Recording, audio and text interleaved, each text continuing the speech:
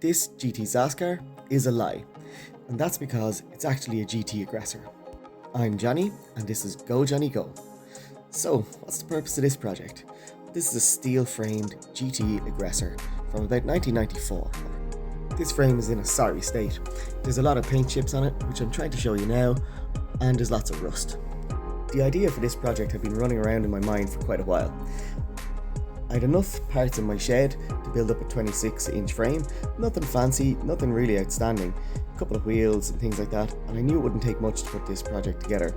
Unfortunately, the paint was so poor, I knew I was going to have to spray it.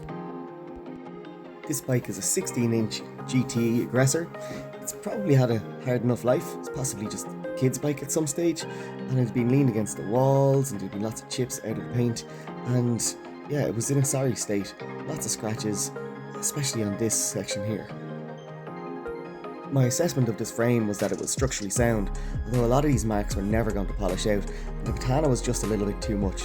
Every tube on this bike had a dent, scratch, or rust coming through in some way, shape or form. There was also some sun damage to this bike, which meant it was probably left outside for an extended period of time, and the colour had gone quite flat, especially on the top tube. So as you can see here, I am trying to get this paint off. I don't think they make paint like this anymore.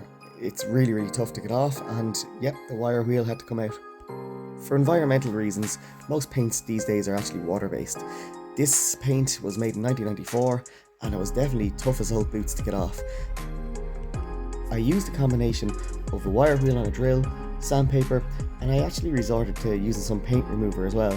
Again, paint remover these days is water based, and I used a no-nonsense paint remover from Screwfix, which actually did quite a good job if you give it 2 or 3 coats and a bit of time. It's a bit of a messy job, but in the end it did come good. Here you can see the frame completely stripped of all the paint. This did require hours and hours of work just to get to this stage, and I wasn't finished yet. I still had little sections to finish off camera. Overall, I'm really happy with this frame. There's no real dents. There's one little nick out just where the chain might have caught it on the chainstay, but apart from that, it was actually in quite good condition when I rubbed it down.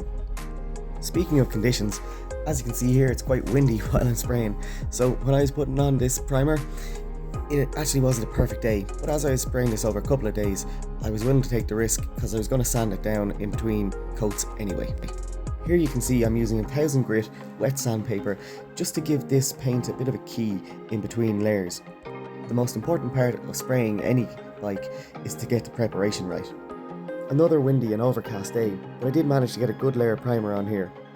It's not very often that I actually spray bikes. I try to avoid it if I can, but I was quite happy with how the primer turned out on this. Despite the challenging conditions, as you can see, the primer actually did layer up quite well. I've painted some metal bits in the past. I used to restore some old motorbikes at times, and I've also painted fairings for motorbikes and things like that. But considering this is my first bicycle frame, I was really impressed with how this rattle primer actually turned out. It seemed to be a very good job. So now I just had to pick a colour, and I went with HDBLU03 Blue from Holtz. Unfortunately, I lost a lot of footage when I was spraying this, so this is the best picture I have, unfortunately. Something went wrong with my camera, so I lost that footage, which is really unfortunate, but I did manage to get this section, which was me stickering up the bike after paint. Now this is why this project is a lie. This is not a GT Zaskar, and you're looking at GT Zaskar stickers being applied. So let me just explain the thought process behind this. I couldn't find any GT aggressor stickers that were period correct. I really wanted to keep the All GT Terra down tube sticker, and this was the closest that I could get. This project is actually going to be a present for my dad on Father's Day, so it's actually not going to be sold. Let's just say that this bike has identity issues. It's a steel-framed GT aggressor that identifies as an aluminium Zaskar. All joking aside, this project was never going to be built for a profit, and to be honest, I don't think I've ever made a profit on any bike I've ever built. I generally build things and sell them at a loss. It's just the nature of the game, I suppose. Now that is all hopefully cleared up, let's get back to the task at hand. I specifically ordered these stickers because the company that I bought them off said that they could be lacquered over, and that's what I planned on doing.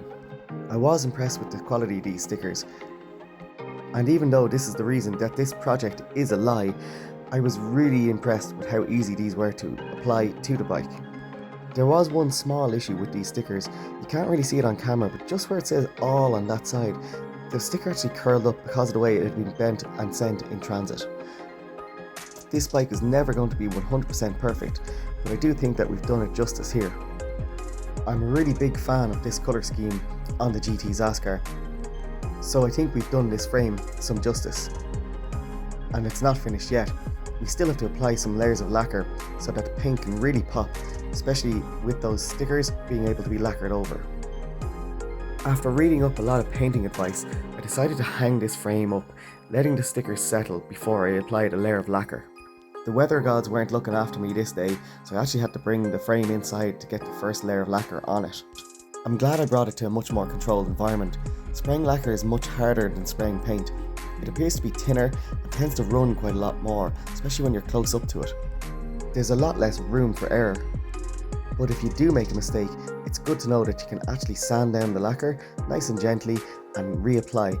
I ended up putting about 4, maybe even 5 coats on this frame in total. These photos were taken just after the first layer of lacquer. It really does help the bike have a bit of a shine, although if you want to make it look really professional, you need to reapply lacquer over and over again with lightly sanding it with wet and dry sandpaper, probably 1000 grit in between each layer. As you can see, this is what I'm doing here. This footage was the last layer of lacquer that I put on, and it really did make the paint pop and have a real deep shine. These forks are in a sorry state. They're actually a really nice set of RockShox Quadra forks, which are a spring and elastomer fork. They don't even have seals, which are quite basic compared to today's offering, but this bike won't need any more. It's going to be a simple town bike. And these are not for performance, they're more just to get around with a little bit of comfort. As you can see here, I'm using some paint remover.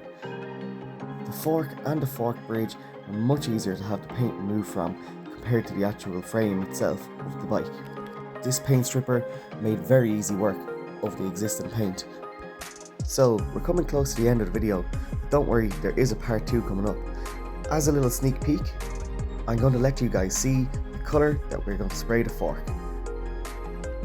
I've been Johnny from Go Johnny Go.